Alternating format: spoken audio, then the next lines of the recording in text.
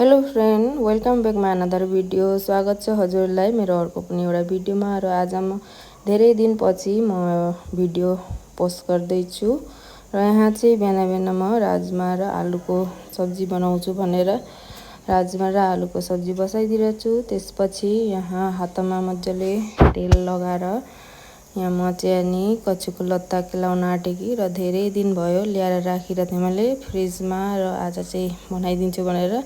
त्यसपछि यहाँ बुढाले ल्याइदिनु भयो बिटरुटको जुस र जुस खाएँ।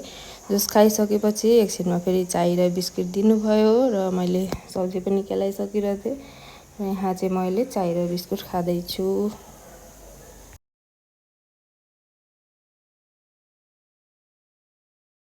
यहाँ चाहिँ मैले केलाएको कचुको लत्तालाई बोइल गर्न बसाइदिरहेको छु नमक हालेर। र यहाँ चाहिँ राजमाको सब्जी बनाउनको लागि टमाटर एउटा अनि प्याज काटेर राखेको छु। त्यसपछि यहाँ चाहिँ कचुको लत्ता बनाउनको लागि लसुन प्याज अनि सुकेको माछा मजाले धोएर काटेर राखेको छु। त्यसपछि यहाँ टमाटर दुईटा अनि खोर्सानी र बोइल गरेको कचुको लत्तालाई यहाँ एकछिन सेलाउन दिएको छु। त्यसपछि सबै थोक हालेर गोल्डन ब्राउन हुन्जेलसम्म पकाउनु हो।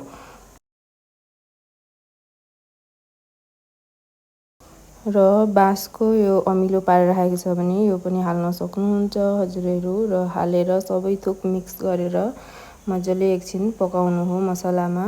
र जबसम्म यस्तो हुँदैन तबसम्म पकाउनु हो। यो चाहिँ अहिले खाना हुने भयो। र यहाँ चाहिँ मैले अनि धनिया पत्ता हालेर गार्निसिङ गरिदिरहेछु। र यो चाहिँ खानको लागि रेडी भयो। अब अहिले चाहिँ यहाँ खाना बसिरहेछौँ र मैले चाहिँ यहाँ गामलामै लिइरहेछु खाना।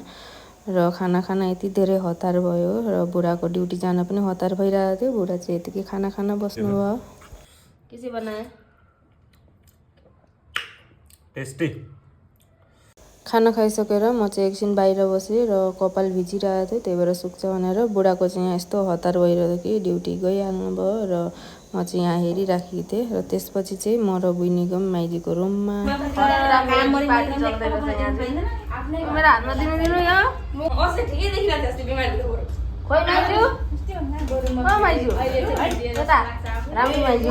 माइजीको रुममा गएको त पुरा मेगी पार्टी चल्दै रहेछ र मेगी खायौँ, एकछिन हाँसी धैमाली गऱ्यौँ र एकजना दिदीको रुममा गयौँ र शिव चर्चा सुन्नलाई। भिडियो हालेको छु र गाइस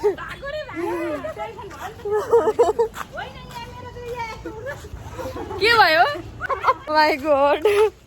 मेरे गुरु महादेव महादेव मेरे गुरु महादेव।